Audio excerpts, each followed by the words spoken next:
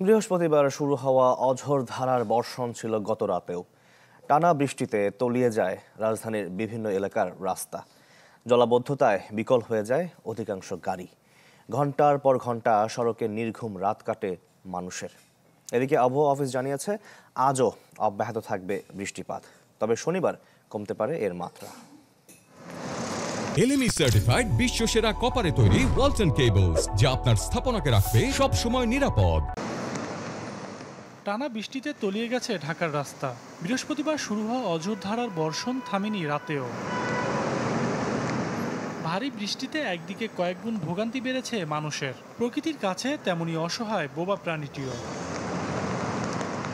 কোথাও হাঁটু পানি, কোথাও বা কোমর সমান। গেল রাতে মানুষের চলাচল কম থাকলেও বিপাকে পড়ে যানবাহন। জমে থাকা পানিতে ডুবে বিকল হয়ে যায় অধিকাংশ গাড়ি। গাড়ি নষ্ট হয়ে পানির ভেতরে ঢুকে পড়ে আর গাড়ি আর যায় না। এমন তো হাজার হাজার গাড়ি মনে করেন যে অফ হয়ে আছে। কেমনে চলে ঢাকা শহর? রাস্তা জাম হয়ে গেছে পানিতে, পাইলেন মেলেন ভাইসে গেছে, গাড়ির মধ্যে পানি উঠে গেছে।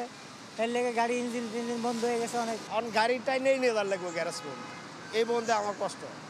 এখন কোনো গাড়িওয়ালার গলেও ধাক্কা দিয়ে দেয় না, কিছু করে না, টাই নিয়ে যাইতেছে। এদিকে জলাবদ্ধতা নিরসনে ঢাকার কয়েকটি এলাকায় রাতভর কাজ করে সিটি কর্পোরেশনের কর্মীরা। তাদের চেষ্টায় কয়েকটি রাস্তার পানি নেমেও যায়।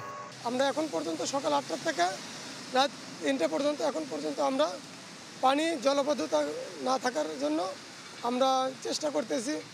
যেখানে পানি জমবে আমরা সেখানে ঝাঁপে পড়েছি যে পানি যেন না জমে। এদিকে আবহাওয়া অফিস জানিয়েছে আজও অব্যাহত থাকবে বৃষ্টিপাত, তবে শনিবার কমতে পারে এর মাত্রা। সজল সাইক, চ্যানেল 24, ঢাকা।